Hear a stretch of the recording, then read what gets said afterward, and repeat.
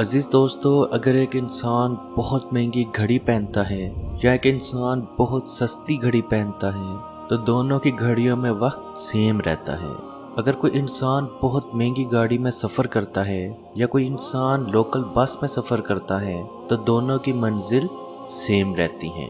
اگر کوئی انسان بہت بڑے اور بہت عالیشان گھر میں رہتا ہے اور کوئی انسان بڑے چھوٹے اور معمولی سے گھر میں رہتا ہے تو اس کی زندگی گزارنے کا وقت بھی سیم رہے گا۔ اگر کوئی انسان بہت مہنگے ہوٹل میں کھاتا ہے یا بہت اچھے کھانے کھاتا ہے اور دوسرا انسان اپنے گھر میں عام کھانا کھاتا ہے تو یاد رکھیں اس کی بھوک کا اثر سیم رہے گا۔ اور یاد رکھیں رزق اللہ کی ذات دیتی ہے، وہ جسے چاہے جتنا چاہے وہ بہتر جانتا ہے، کیونکہ جس نے آپ کو پیدا کیا، جس نے آپ کا نصیب لکھا، جس نے آپ کا رزق لکھا، وہ آپ کو 70 ماؤں سے زیادہ پیار کرتا ہے اور وہ آپ کے لیے برا نصیب لکھ ہی نہیں سکتا۔ عزیز دوستو، یاد رکھیں پھل کبھی بھی درخت سے نہیں نکلتا۔ اگر یقین نہ آئے تو درخت کاٹ کے دیکھ لیں، آپ کو لکڑی ہی لکڑی ملے گی۔ اناج کبھی بھی زمین سے نہیں اگتا۔ اگر آپ کو یقین نہ آئے تو زمین کھود کے دیکھ لیں، مٹی ہی مٹی ملے گی۔ رزق تو اللہ دیتا ہے، وہ چاہے تو پانی کو برسات کے طور پر فصل میں بہا کے اس سے رزق پیدا کر دے، وہ چاہے تو اس پانی کو پتھر پہ بہا کے اس کو ختم کر دے، وہ چاہے تو اس پانی کو گندے نالے میں ڈال کے ختم کر دے، وہ چاہے تو سپی کے منہ میں ڈال کے موتی بنا لے، وہ چاہے تو سمندر میں وہ پانی ڈال کے اس پانی کو نمکین کر دے، وہ چاہے تو دریا میں اس پانی کو ڈال کے اس کو میٹھا کر دے۔ عزیز دوستو، ان تمام باتوں کے باوجود بھی لوگ ایک دوسرے کی نعمت پہ حسد کرنا، ایک دوسرے کی کامیابی سے جیلسی محسوس کرنا نہیں چھوڑتے۔ اور یہ جیلسی، یہ حسد آج کا نہیں ہے، یہ حسد شیطان میں تب پیدا ہوا جب حضرت آدم علیہ السلام کو سب سے اعلیٰ، سب سے افضل قرار دیا گیا۔ اس نے حسد کیا کہ سب سے بڑا، سب سے افضل تو مجھے ہونا چاہیے، تو سب سے پہلا حسد ہی شیطان نے کیا تھا۔ اس کے بعد یہ حسد حابیل اور قابیل میں بھی پایا گیا، اور یہ حسد چلتا چلتا آج کے دور میں بھی موجود ہے۔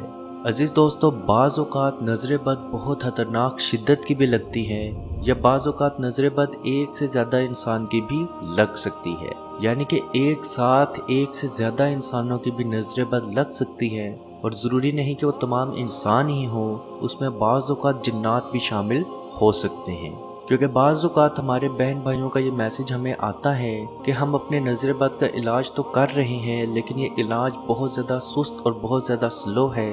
ہمیں اپنی صحت اچھی ہوتی نظر تو آتی ہے، لیکن اس کی سپیڈ، اس کی ریکوری سپیڈ بہت سلو ہے۔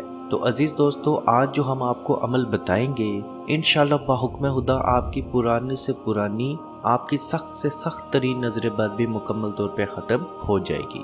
عزیز دوستو، اس نظر بد کے علاج کے لیے یا اس عمل کے لیے اجازت لینا بہت ضروری ہے، کیونکہ یہ عمل، یہ علاج ہمارے بزرگوں سے چلتا آ رہا ہے اور اس کے لیے اجازت لینا ضروری ہے۔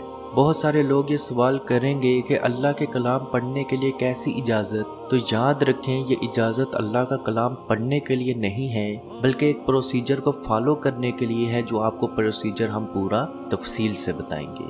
آپ نے ایک آدھی بالٹی پانی غسل خانے کے باہر رکھ لینی ہے اور اس کے اندر اپنے ہاتھ کوہنیوں تک ڈال لینے ہیں، اور اس پانی کے اوپر 7 مرتبہ درود ابراہیمی، 7 مرتبہ سورہ فاتحہ، 7 مرتبہ آیت الکرسی، 7 مرتبہ چاروں کل، پھر 7 مرتبہ اپنے درود ابراہیمی پڑھ لینا ہے۔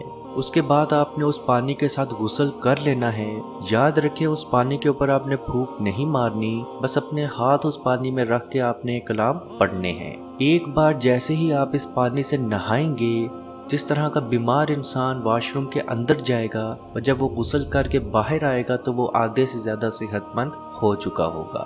3 دن کا یہ عمل ہے، آپ نے کم از کم 3 دن لگاتار یہ عمل ضرور کرنا ہے، اور اگر آپ بالکل شفا یاب ہو چکے ہیں اس کے باوجود بھی مہینے میں 1 دفعہ اس کا عمل ضرور کیا کریں، کیونکہ یہ عمل آپ کو مزید ہر طرح کی نظر بد سے بچائے گا۔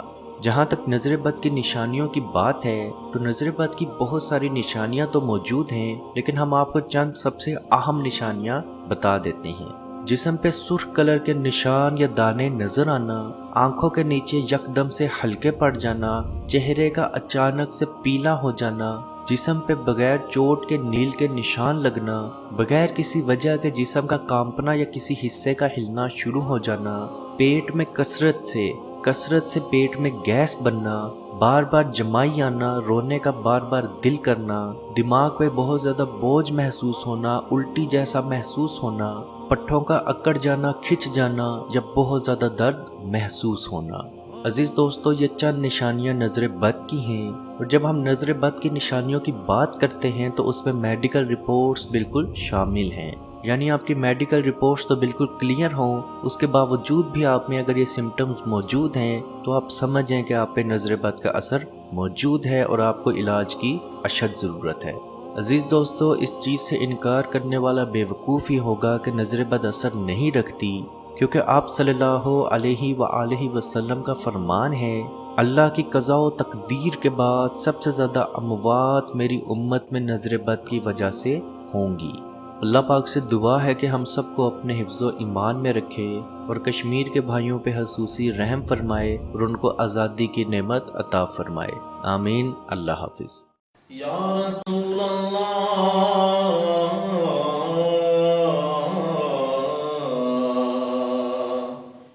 انظر حالنا، یا حبیب اللہ اسمع قالنا، اننی فی بحر غم مغرق ہز یدی سہل لنا اشقالنا۔ اے مالک و مولا کریم آقا صلی اللہ تعالی علیہ وسلم کے توسل کے ساتھ، اے مالک ہمارے اٹھے ہوئے ان گندے ہاتھوں کی طرف نہ دیکھ، مالک اپنا رحم اور اپنا کرم فرما، مقبوضہ کشمیر کے مسلمانوں کو آزادی کی نعمت سے مالا مال فرما۔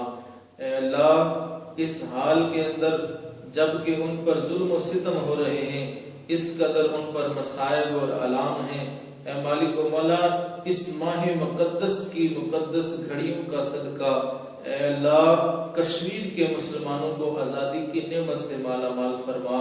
اے مالک جو ان پر مصائب اور آلام بارش کی طرح برس رہے ہیں، اے مالک تو اپنا خاص فضل اور اپنا کرم فرما، ان کی اس آزمائش کو، اس امتحان کے اندر ان کو کامیاب فرما، ان کی اس آزمائش کو دور فرما۔ اے مالک و مولا اپنا کرم فرما، ان کو آزادی کی نعمت سے مالا مال فرما۔